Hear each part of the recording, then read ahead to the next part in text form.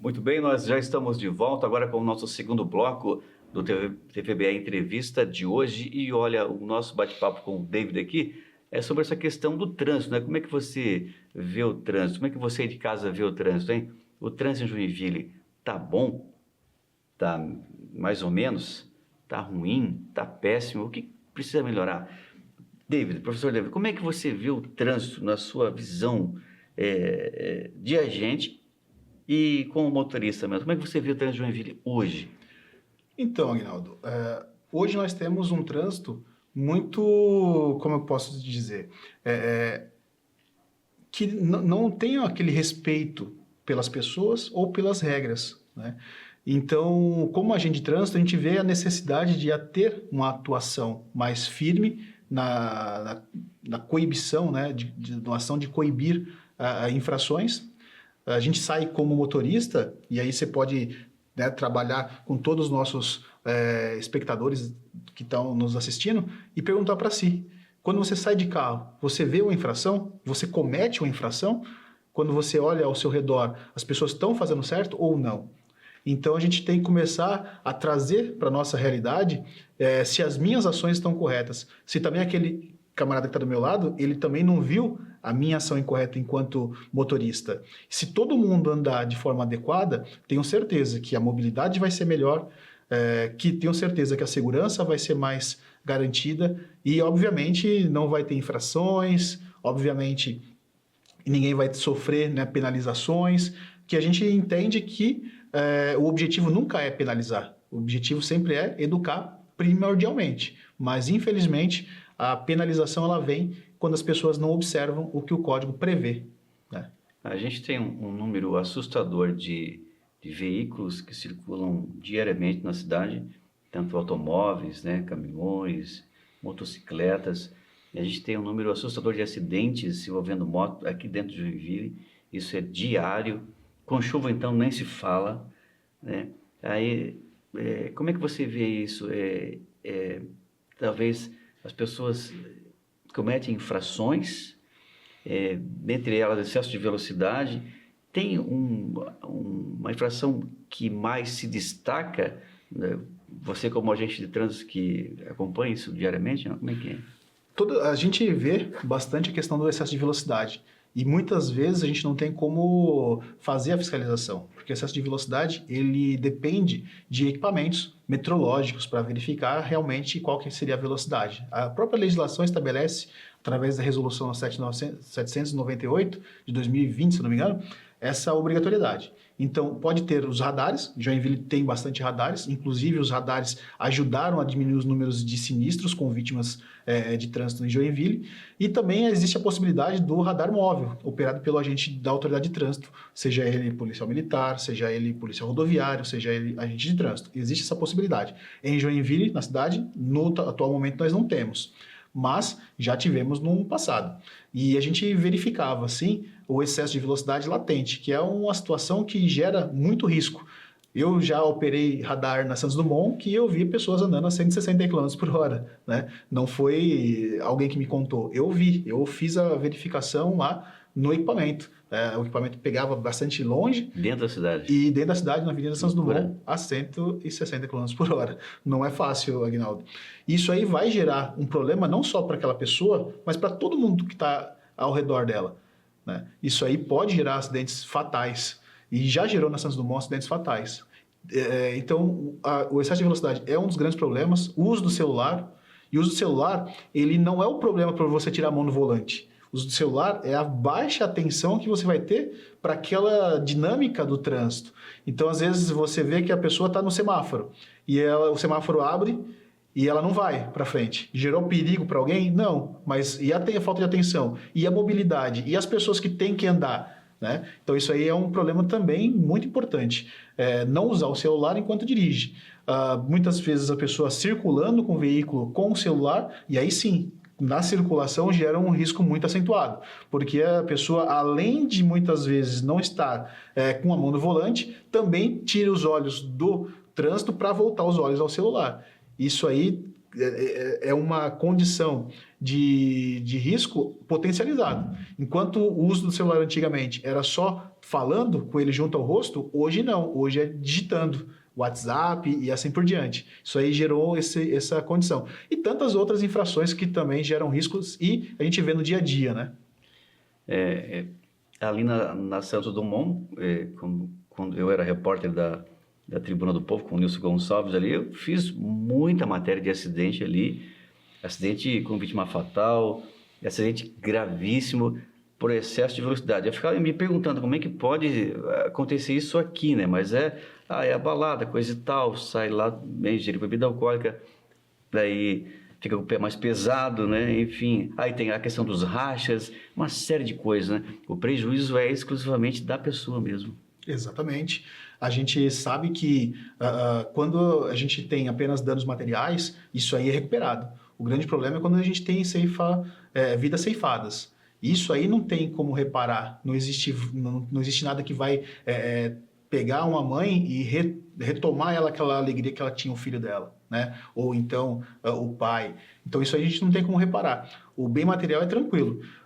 E a Santos Dumont, ela é uma referência porque ela fazia rota de grandes encontros de casa de festas. Sim. E tudo mais. Mas não só casa de festa, né? A gente também tem questões de pressa, às vezes está indo para o aeroporto, tem horário fechado para pegar um avião, aí você está em alta velocidade porque você tem que chegar naquele horário. Então, as pessoas entenderem que elas têm que adiantar a sua vida para chegar com um tempo mais tranquilo é importante. A pessoa saber que ela tem que sair de casa, que ela vai curtir uma festa e se ela estiver dirigindo, ela não pode usar, né, fazer uso de bebida alcoólica, é imprescindível. E hoje nós temos várias outras possibilidades. Temos táxis, temos ônibus, temos caronas, temos aplicativos, tem alternativas para a pessoa que quer beber sair e não gerar risco para ninguém, né? A pessoa tem hoje alternativas que muitas vezes não tinha um certo tempo atrás. Então, hoje não justifica mais a gente ter essa condição. E, inclusive, pouco tempo atrás, Joinville fez a aquisição de etilômetros, tem a fiscalização para coibir justamente essa prática, né? Então, a fiscalização tá acontecendo, né? Mas o importante é nem chegar à fiscalização a constatar isso. A educação para o trânsito, e a gente do SET tenta também propagar essa questão de educação, que a pessoa não faça uso de bebida alcoólica e dirija na sequência. E se for fazer uso de bebida alcoólica, que a pessoa, então, vá de outros meios e não com a sua condução do seu veículo. Essa questão não só aqui dentro da cidade, né, mas também questão de viagens também, é importante, além do veículo estar tudo revisado, o condutor também está devidamente descansado e isento de qualquer tipo de bebida, enfim, né? A gente tem João, nós temos um vídeo aí, acho que é imprudência. Se estiver no ponto, coloca para a gente acompanhar aqui. Porque se o condutor do automóvel também não tiver devidamente descansado, pode gerar acidente também, né? Exatamente. Na realidade, quando eu trato de direção defensiva, às vezes a gente leva a questão da conjuntura, né? Então, assim, você pode ter um melhor carro, mais seguro, um Volvo, dos mais seguros, um condutor que ele não está preparado para aquela condução, ele vai gerar risco naquela condução daquele veículo que tem vários equipamentos de segurança. E, eventualmente, você pode ter aquele carro que, eventualmente, não é o mais seguro, eventualmente não está com aquelas condições mais plenas, só que a gente tem um condutor consciente, que ele vai saber, poxa, se eu colocar o veículo em movimento nesse momento aqui, eu estou com os pneus que não estão 100%, mas se eu colocar o veículo em movimento, está chovendo, eu vou me colocar em risco, então nem vou sair de casa hoje, porque eu sei da condição que eu tenho no meu veículo, então eu tenho consciência. Comportamento, consciência, isso faz a diferença. Isso vai salvar vidas, né? Se estiver no ponto lá, João, pode colocar para a gente acompanhar.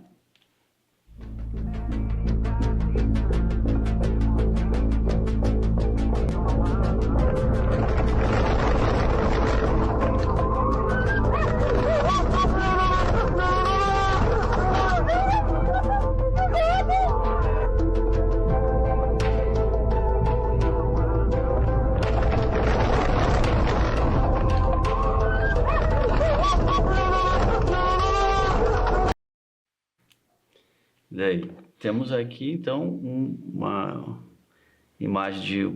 Os dois estavam dormindo, né? Exatamente. Tanto a mulher como o motorista também estavam dormindo. Exatamente. Estavam dirigindo, mas estavam dormindo. O carro estava indo sozinho, né? Pois é. Então, assim, é a máquina controlando o homem, né? A máquina controlando o homem. E isso aí é o que causa as grandes tragédias. Por sorte, eles pararam e fora da pista e não envolveram ninguém e também não se envolveram em graves sinistros. Aparentemente ali, talvez um dano material. Então, é superável.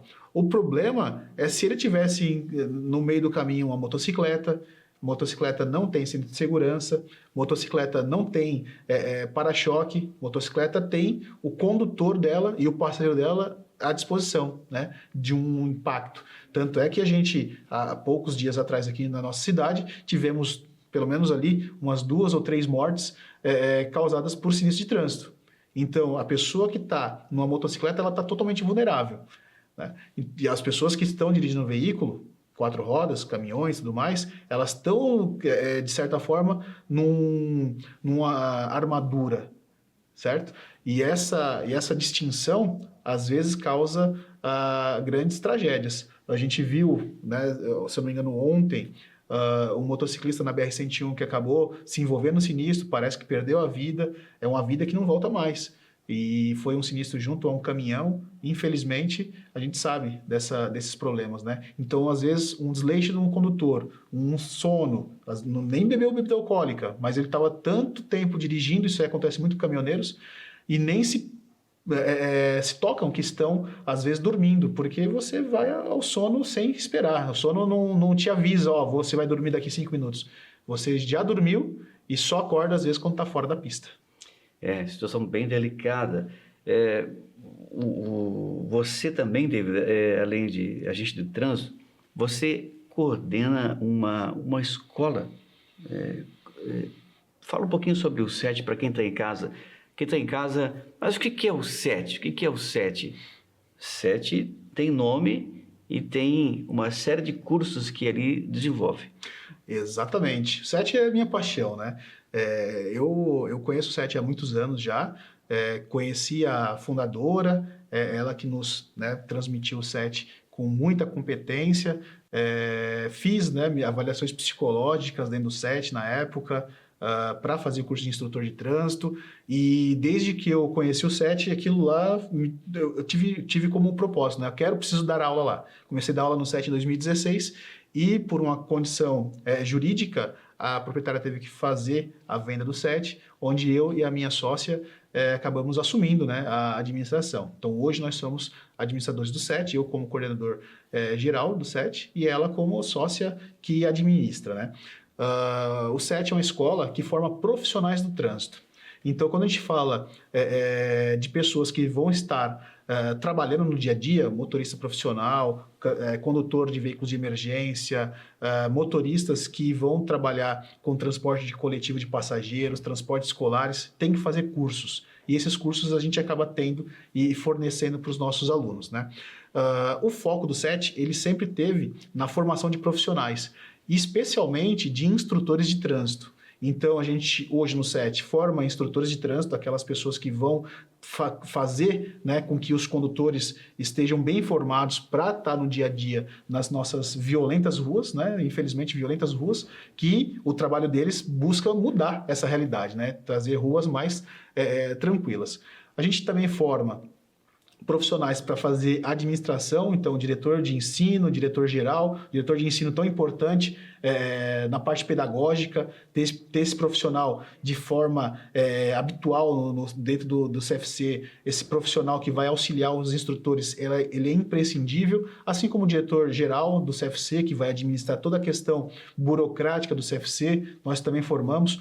Os examinadores de trânsito, aquelas pessoas que estão lá no Detran, que vão aplicar a prova, nós também formamos eles. Então, a gente acaba conseguindo formar grande parte dos profissionais de trânsito atualmente, né? Temos outros cursos também, como, por exemplo, o remarcador de chassi. Estamos tentando buscar outros cursos, tentando trazer outras formações mas por enquanto a gente ainda não consegue, né? Por exemplo, a gente quer fazer um curso específico das pessoas que querem fazer uma condução mais reativa, né? Então a gente está tentando formar uma equipe para aquela pessoa que trabalha, por exemplo, numa empresa de transporte de valores e precisa às vezes tomar umas decisões não defensivas, mas sim evasivas. Estamos tentando formar uma turma desse mote.